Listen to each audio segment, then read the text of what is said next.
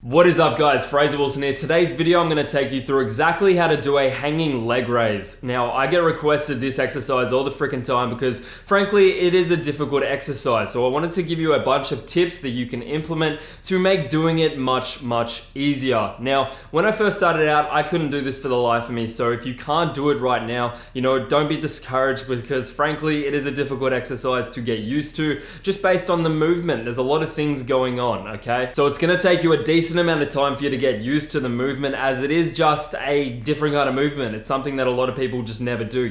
How often do you hang from a bar and lift your legs up? It's just not very common, so it's going to take some time to get used to. Nonetheless, it is such an effective exercise that I want to make sure that you guys are doing it right. So in this video, that is what we're going to get into. Now first and foremost, before we can teach you how to do something right, we need to teach you how you're doing it wrong, because this is the biggest problem with most exercises.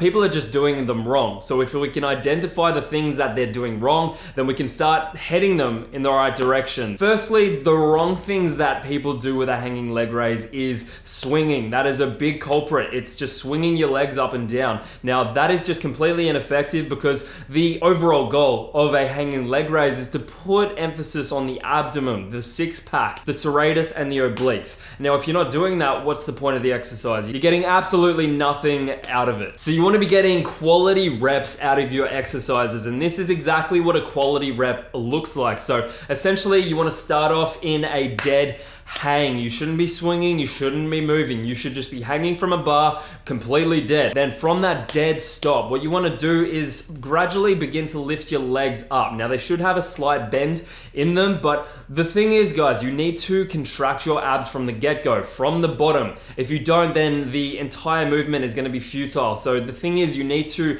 initiate the contraction with your abs. So start off from that bottom, think about contracting your abs. A good key to actually making sure you're doing that right and you're getting in a good contraction is to breathe out. Okay, now I don't mean just like a little, I mean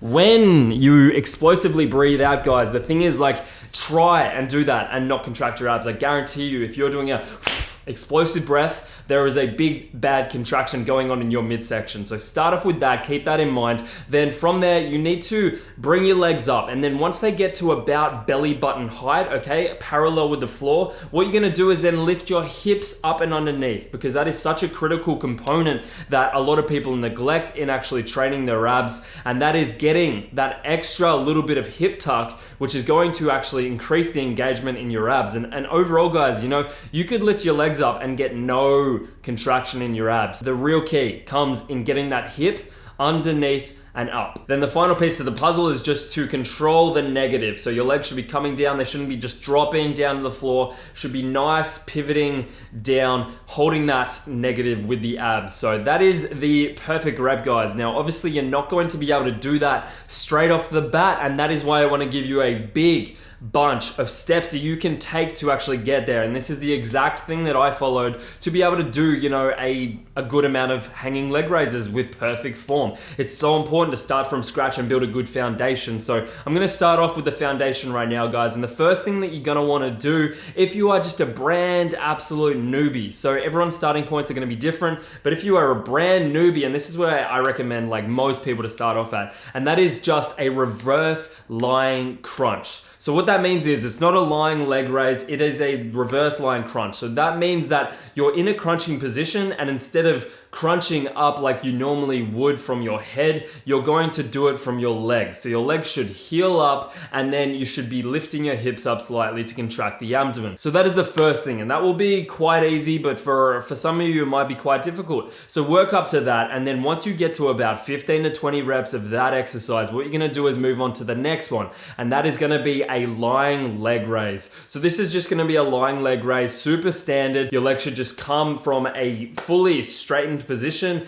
up to about an L position. You shouldn't be lifting your hips. We're just taking this nice and slow. So you're gonna stop there, go back down, come back up. That is one rep. So do that until you can do 15 to 20 reps of that for a completely clean form, guys, which is so important. Then what we're gonna do is move on to the next aspect, and that is a lying leg rise with a hip up at the end. So once you get to that top position where you're in an L, you're then going to raise your hips up like we were talking about before in the hanging leg raise. And the reason you want to do that, as I mentioned, is that is going to really increase the amount of engagement that your abs have throughout the movement. So from there, the final thing to do, guys, is jump up onto the hanging bar, which, guys, is what we're working for. So what you're going to do is start off with a hanging knee raise. This is just gonna be easier. There's gonna be a lot less resistance on your abs, and that is super duper critical. So you wanna start off with that, and the plan for that is to raise your knees nice and up underneath and bring them all the way to your chest. Now the same applies, guys. Once you can do that for about 10 to 15 reps, it's now time to transition into just a regular hanging leg raise. Now you don't wanna be lifting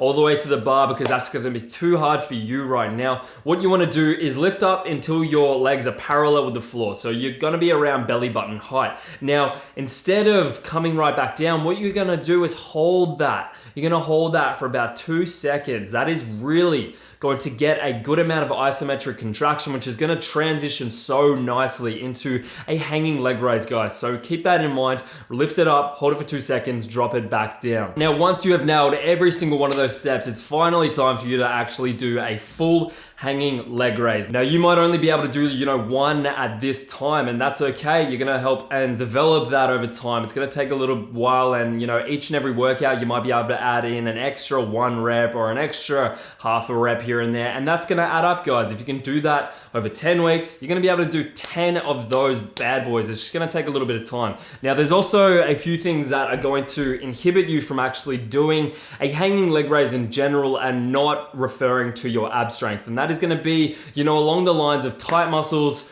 or overactive muscles and, weak muscles, frankly. So the first thing is gonna be a weakness in your grip strength, right? If you can't hold onto a bar, then frankly, you're not gonna be able to do, anything. So you gotta be able to hold onto a bar for a significant amount of time. And the second thing is gonna be a tightness in your lats. If you can't actually hang, again, if they're too tight to get up there, then that's gonna be a big issue that you're gonna have to work out. The next thing, guys, which is a big one, is going to be tight hip flexors, tight hip flexors. This is going to be a massive one because if they're tight and overactive, it means they're gonna overcompensate for your weakness in your abs, and they're gonna take over the movement. You're gonna develop too much hip flexor and not enough abs, and that's gonna lead to a really big problem down the line. The final thing is gonna be tight shoulders. Again, if you can't get up there, or if you have a problem in your shoulders, you can't hang, they're just things you're gonna have to work out on your own because frankly, it's too specific. I don't know what those problems are for you exactly, but I just wanted to identify them so you can have an idea of what might be stopping you from doing it correctly. Then from there, you can kind of work it out yourself. So with that, guys, that is the huge amount of steps that you can take.